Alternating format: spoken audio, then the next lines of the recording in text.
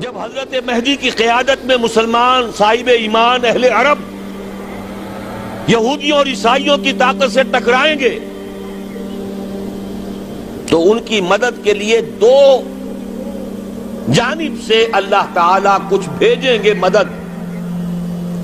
ایک تو آخری مرحلے میں مدد آئے گی حضرت مسیح عیسیٰ ابن مریم کا نزول، جو یہودیوں کی طرف رسول بنا کر بھیجے گئے تھے. انہیں یہودیوں نے اپنے خیال میں سولی پر چڑھا دیا، لیکن اللہ نے فرمایا وما صلبوہ وما قتلوہ ولکن شبہ لہم بل رفعہ اللہ الیہ. اللہ تو اپنی طرف اٹھا کر لے گیا. اور احادیث صحیحہ جو کہ ہمارے ہاں متواترہ کے درجے میں وہ احادیث جو صحیحین کی ہیں، ان سے ثابت ہے کہ حضرت عیسیٰ ابن مریم دوبارہ زمین پر آئیں گے. اور یہودیوں کا سب سے بڑا سرغنہ جو خود مسیح ہونے ہی کا دعویٰ کر رہا ہوگا، مسیح الدجال، اسے حضرت مسیح قتل کرے گے. لیکن ایک دوسری حدیث سے معلوم ہوتا ہے کہ مشرق سے فوجیں آئیں گی حضرت مہدی کی مدد کے لیے. یخرجون ناس من المشرق یؤدون للمہدی یعنی سلطانہ. مشرق کی طرف سے فوجیں آئیں گی کہ جو مہدی کی حکومت کو مستحکم کریں گی. خراسان کا لفظ آتا ہے ایک دوسری حدیث میں. خراسان سے سیاہ عالم چلیں گے، انہیں کوئی نہیں روک سکے گا یہاں تک کہ وہ یروشلم میں جا کر رسم ہو جائیں گے. اور حضور کے زمانے میں اچھی طرح سمجھ لیجئے، ہند کسے کہتے تھے حضور کے زمانے میں؟ پاکستان ہند میں شامل نہیں تھا. سندھ و ہند، سندھ ایک مکمل ملک تھا، ہند اس کے بعد شروع ہوتا تھا. یہ راجپوتانے کا اور تھر کا ڈیزرٹ جو ہے، اس سے آگے جو ہندوستان ہے وہ ہند تھا. یہ جو ہمارا پاکستان ہے یہ ہمیشہ ہند میں شامل نہیں رہا. حضور کے زمانے میں بالخصوص سندھ و ہند، دریائے سندھ چلا آ رہا ہے.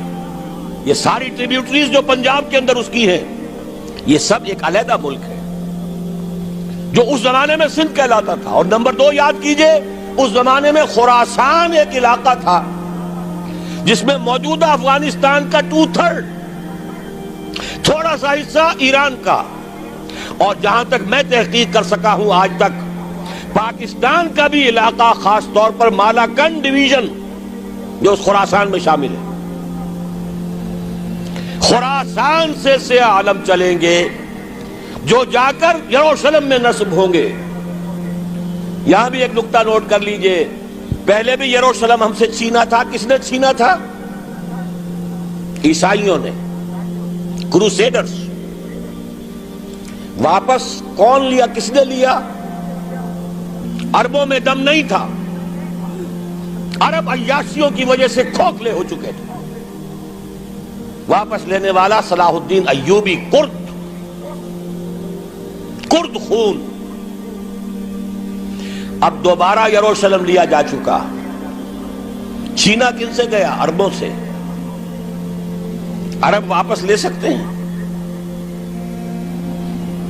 کوئی اندیشہ اگر ہو سکتا تھا عراق کے بارے میں کہ شاید اس کے ایٹمک دانت نکل آئے، جو سازش کی گئی، جس طرح اس احمق اور پاگل صدام حسین کو دام میں پھنسایا گیا. صدام 100 جال، دام کہتے ہیں جال کو، صدام اس میں جو پھنسا ہے تو اگلا پچھلا کھایا پیا سب اگلوا لیا. اور ہے ہی کون؟ اس کے پاس ایٹمک ہتھیاروں کا ذخیرہ موجود ہے، اور کسی کے وہ ایٹمک دانت بھی نکلنے نہیں دے رہے. پاکستان کے اوپر کتنا دباؤ، اور ہمیں نہیں پتا کتنا کچھ دباؤ قبول کیا جا چکا. یہ تو سبھی مانتے ہیں. کیپ کر دیا گیا، روک دیا گیا، آگے تو نہیں بڑھ رہا، یہ تو سبھی مانتے ہیں. رول بیک بھی ہو گیا یا نہیں کچھ پتہ نہیں. لیکن کسی صورت یہ نہیں تسلیم کریں گے، قبول کریں گے کہ کسی مسلمان ملک کے پاس ایٹم بم آ جائے. یہودیوں کے پاس ذخیرہ موجود، سب جانتے ہیں. بہرحال یہ جان لیجئے اس علاقے سے امید ہوتی ہے سندھ اور خراسان. حالات بہت خراب ہیں ہمارے، اور حالات بہت خراب ہیں افغانستان کے بھی، لیکن حالات کے بدلتے اللہ تعالیٰ کی مشیت کے تحت دیر نہیں لگا کرتی. سیرت نبوی میں مجھے نظر آتا ہے سن 10 میں، 10 نبوی، ہجرت سے 3 سال پہلے، 2.5 سال پہلے، کہیں سے کوئی امید کی کرن نظر نہیں آتی تھی کہ عرب میں اسلامی حکومت قائم ہو جائے گی. 10 برس ہو چکے محمد الرسول اللہ کو دعوت دیتے ہوئے، اور ابھی تک بمشکل 125 آدمی ہے. اپنے بل پر، اپنے طاقت پر مکے میں رہ بھی نہیں سکتے. کیسے ہو جائے گا؟ کہاں سے ہو جائے گا؟ میں آج پوچھتا ہوں، کوئی سر بتائے، کہیں سے کوئی امید کی کرن اس وقت نظر آتی ہے؟ اس ماحول میں لے جائیے. اگلے 3 سال میں کیا ہو گیا؟ پہلے سال 6، اگلے سال 12، اس سے اگلے سال 72، اور بیعت عقبہ ثانیہ، ہجرت، اور وہاں سے اب حضور کی طرف سے انیشیٹ شروع ہو گیا، انیشیٹو. تو ہم نہیں کہہ سکتے اللہ تعالیٰ کی قدرت، اللہ کی مشیت. یہ یقین ہے کہ دنیا کے خاتمے سے پہلے نظام خلافت قائم ہوگا، اور تمام دنیا میں ہوگا. ظاہر ہے کہیں پہلے کسی ایک جگہ سے ہوگا، جیسے حضور کے زمانے میں ہوا. اگر بیک وقت پوری دنیا میں ہو سکتا تو حضور کے دست مبارک سے ہوتا. اگر حضور کے دست مبارک سے بھی ایک ملک میں ہوا، جزیرہ نما عرب میں ہوا، پھر حضور کے امتی ہیں نا، ابو بکر ہے، عمر ہے، عثمان ہے، صحابہ کرام کی فوجیں نکلی ہیں، امتی ہیں. امتیوں کے ہاتھوں اس کی توسیع ہوئی. اب بھی یہی ہوگا، کسی ایک علاقے میں ہوگا. میرا گمان ہے، میں یہ یقین سے نہیں کہہ سکتا. گمان بھی میرا ان احادیث کی روشنی میں ہے جو میں نے آپ کو بتا دی اور موجود ہے اس کتابچے کے اندر.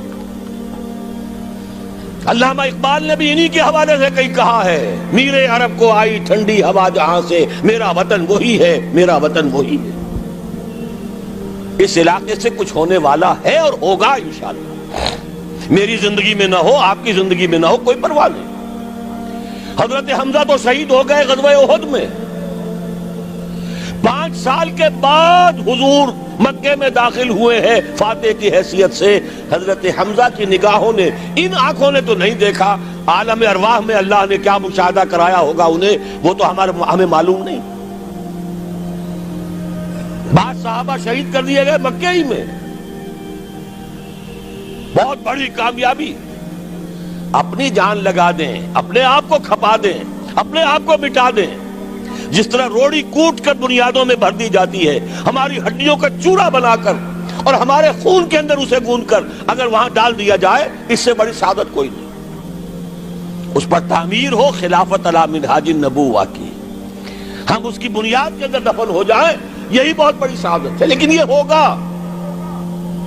میں نے عرض کیا تھا کہ یقین ہے مجھے کہ ہوگا،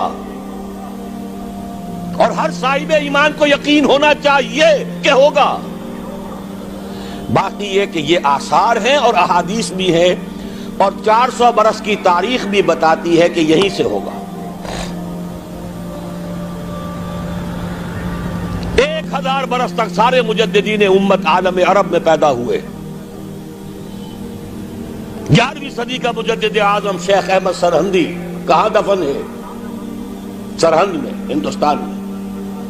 12ویں صدی کا مجدد اعظم شاہ ولی اللہ دہلوی کہاں دفن ہے؟ دہلی میں. 13ویں صدی کا مجدد اعظم سید احمد بریلوی، ان کی تو قبر بھی معلوم نہیں، لیکن ان کا خون جذب ہوا دریائے کنہار میں، اور ان کے سینکڑوں ساتھیوں کی لاشیں اس بالا کوٹ کے مقام پر. 14ویں صدی کے مجدد اعظم شیخ الہند، لیکن ان کے ساتھ ساتھ اتنے اعظم رجال، علامہ اقبال جیسا مفکر، مولانا مودودی جیسا مصنف، مولانا الیاس جیسا مبلغ کہیں اور ہمیں دکھا دیجئے آپ۔ میں کل کہیں عرض کر رہا تھا، دیکھیے پہلے جو ہے 1000 برس تک ہر خیر ہندوستان میں باہر سے آ رہا تھا۔ معین الدین اجمیری باہر سے آ رہے ہیں، شیخ علی حجویری باہر سے آ رہے ہیں، سندھ میں جتنے اولیاء دفن ہیں سب کے سب باہر سے، ایران سے چلے آ رہے ہیں۔ لیکن جیسے ہی 11ویں صدی شروع ہوئی، ریورس ہو گیا آرڈر۔ اب سلسلہ مجددیہ نقشبندیہ اب ہندوستان سے نکل کر پھیل رہا ہے۔